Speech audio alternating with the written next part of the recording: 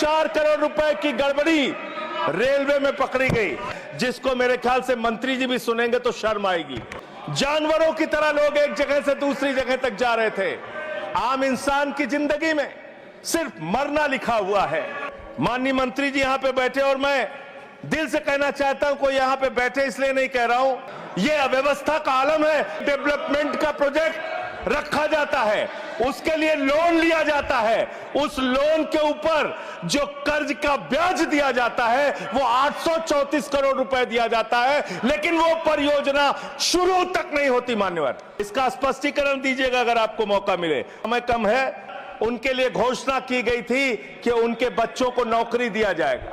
इन कुलियों का दर्द कोई सुनने के लिए तैयार नहीं है। मैं आपके माध्यम से माननीय मंत्री जी से अनुरोध करूंगा कि जो लोग वर्षों से लोगों का बोझ उठा रहे हैं, उनके परिवार की चिंता कीजिए, उनकी गरीबी की चिंता कीजिए, और कृपा करके ये 19,000 जो लोग हैं आज बेरोजगारी की कगार पे हैं, उनको कहीं समायोजित करने के लिए या उनके लिए कोई महीने की तनख्वाह की घोषणा, मदद की घोषणा सरकार की ओर से अपनी ओर से कीजिए। पूरे देश को इंतजार है इस बात का कि 3 लाख भर्तियां जो आपने रोक रखी हैं, जिसके कारण आज संवेदनशील जगहों पे एम्प्लॉय नहीं है, कर्मचारी नहीं है, दुर्घटनाएं हो रही हैं, वो कब रुकेंगी?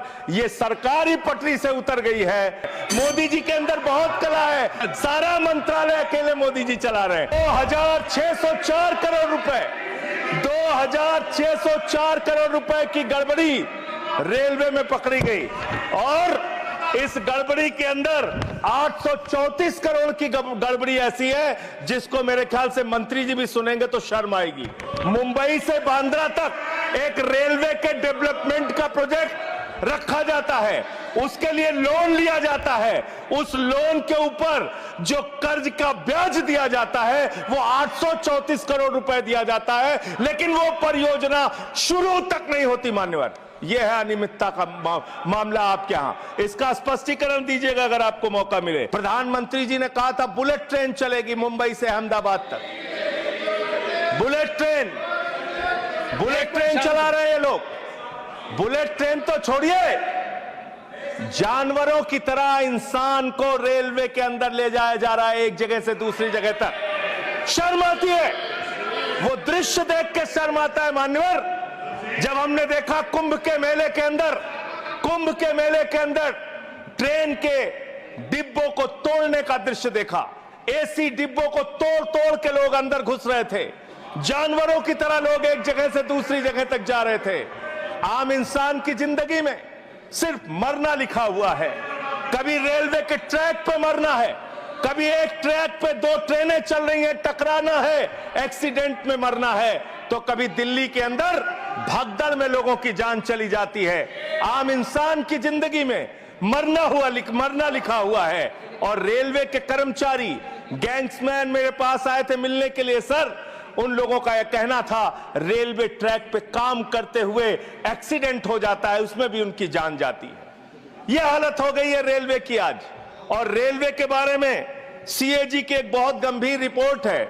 माननीय मंत्री जी यहां पे बैठे, और मैं दिल से कहना चाहता हूं, कोई यहां पे बैठे इसलिए नहीं कह रहा हूं, जब ये मंत्री बने पूरे देश को उम्मीद थी कि रेलवे के अंदर क्रांतिकारी बदलाव आएगा। ये उम्मीद थी कि एक तकनीक के जानकार, एक पढ़े लिखे, एक शिक्षित योग्य मंत्री बने देश के अंदर, वो बदलाव लेके आएंगे। लेकिन रोज एक्सीडेंट पे एक्सीडेंट।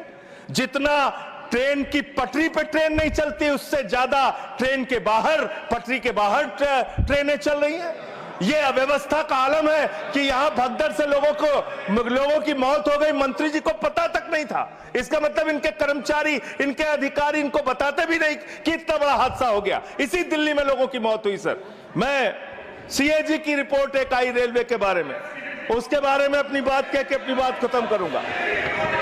2604 करोड़ रुपए, 2604 करोड़ रुपए की गड़बड़ी रेलवे में पकड़ी गई, और इस गड़बड़ी के अंदर 834 करोड़ की गड़बड़ी ऐसी है जिसको मेरे ख्याल से मंत्री जी भी सुनेंगे तो शर्म आएगी।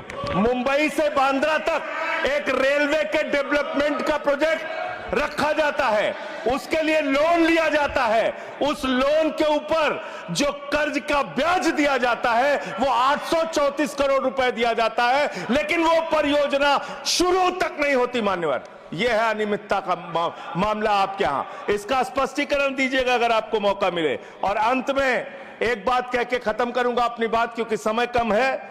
मान्यवर, हम लोगों ने एक फिल्म देखी थी बहुत पहले, सारी दुनिया का बोझ हम उठाते हैं, लोग आते हैं, लोग जाते हैं, हम वहीं पे खड़े रह जाते हैं। ये कुलियों के दर्द के बारे में मैं बता रहा हूं। कुलियों के संगठन के लोग मुझसे मिलने के लिए आए थे 3 दिन पहले मान्यवर, और पूरे देश में 19,000 कुली हैं जिनको उस समय की 2009 के अंदर उनके लिए घोषणा की गई थी कि उनके बच्चों को नौकरी दिया जाएगा, उनको गैंग्समैन की नौकरी दिया जाएगा। लेकिन आज उन कुलियों की हालत यह हो गई है कि रेलवे के प्लेटफॉर्म पे ई रिक्शा चलते हैं, रेलवे के प्लेटफॉर्म पे वाहन चलते हैं जिसमें सामान ढोने के लिए यात्रियों को एक प्लेटफॉर्म से दूसरे प्लेटफॉर्म पे पहुंचाने के लिए वहां पे वाहन मौजूद हैं। जाहिर सी बात है पैसेंजर उसका इस्तेमाल करेंगे। इन कुलियों का दर्द कोई सुनने के लिए तैयार नहीं है। मैं आपके माध्यम से माननीय मंत्री जी से अनुरोध करूंगा कि जो लोग वर्षों से लोगों का बोझ उठा रहे हैं, उनके परिवार की चिंता कीजिए, उनकी गरीबी की चिंता कीजिए, और कृपा करके ये 19,000 जो लोग हैं आज बेरोजगारी की कगार पे हैं, उनको कहीं समायोजित करने के लिए या उनके लिए कोई महीने की तनख्वाह की घोषणा, मदद की घोषणा सरकार की ओर से अपनी ओर से कीजिए। और अंत में यही बात कह के अपनी बात को समाप्त करूंगा कि आज पूरे देश को इंतजार है इस बात का कि कब ये दुर्घटनाएं रुकेंगी।